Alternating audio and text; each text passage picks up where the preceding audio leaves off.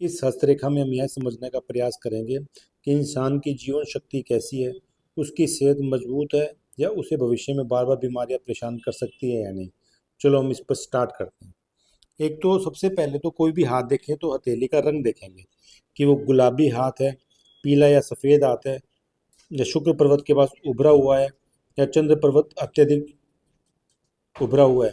अब गुलाबी हाथ है तो हाथ अच्छा रक्त संचार और ऊर्जावान होगा। अगर पीला या सफ़ेद हाथ है तो यह बीमारी का प्रतीक होगा। अब हम इनमें एक एक रेखा करके देखते हैं। सबसे पहले हम जीवन रेखा देखते हैं।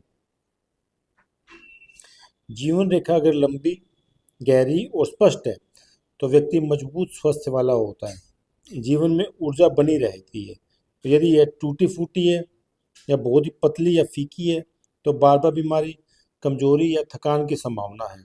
जीवन रेखा में अगर छोटे छोटे आइलैंड बने हुए हैं, ऐसे ऐसे छोटे छोटे आइलैंड बने हुए हैं, तो यह किसी विशेष उम्र में स्वास्थ्य की समस्या का संकेत है। जैसे यहाँ से यहाँ 40 वर्ष हो गए और यहाँ पर मान लो कि आइलैंड बना हुआ है, तो ऐसा व्यक्ति 40 वर्ष की उम्र के बाद बीमार होना प्रारंभ हो जाएगा। दूसरी बात, फिर होती है स्वस्थ रेखा। स्वस्थ रेखा हमेशा यहाँ से और बुध पर्वत की तरफ जाती है। अगर यह रेखा साफ, सीधी और हल्की है तो अच्छी सेहत और संतुलित पाचन तंत्र होता है। अगर टूटी फूटी और टेढ़ी मेढ़ी है तो पेट, लीवर या नसों से संबंधित समस्या होती है। लेकिन अगर बहुत ज़्यादा गहरी हो, अगर ये बहुत ज़्यादा गहरी हो तो तनाव या अत्यधिक संवेदनशील शरीर का संकेत देता है। यदि यह रेखा ना के बराबर हो तो इसका मतलब कि व्यक्ति स्वाभाविक रूप से स्वस्थ रहता है। स्वस्थ रेखा का मतलब ना हो तो बहुत बढ़िया है, हो तो साफ और सही हो। अगला, मस्तिष्क रेखा।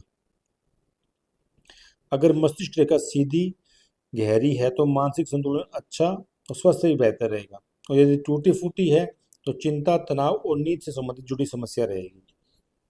फिर नेक्स्ट, हथेली का रंग भी हो गया। फिर उसके बाद हो गया हार्ट लाइन।